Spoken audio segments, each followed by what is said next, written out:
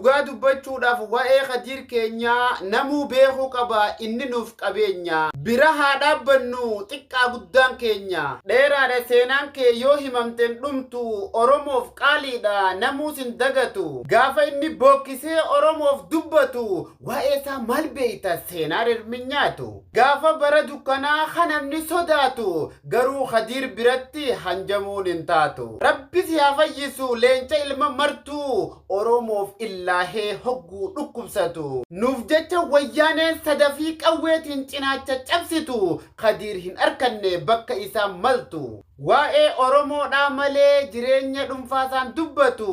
eega qaamni hoona dhumee ifarkee jee waan garaa si nyaatu namuu haa gargaarru jaalatamaa keenya aarti Khadiir martu Oromoon abbootii qabeenyaa nama baay'ee qabdi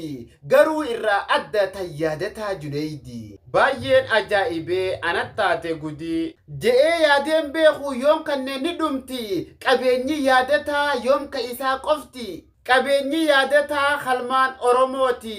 yaa rabbi siin kadhaaf akka nam tokkotti yaadataa ni gartaa abbaa Oromooti rizqiilee gurguddoo ta akka bahariiti isaa fi maatii isaa ollaaf aaliidhaati nama saallee tageessu dhugatti ta sadaqaan isii sawaaba boruuti ta jannatul firdoos ittiin seentuun ati rabbi si haa kannu kan kadhannu mooti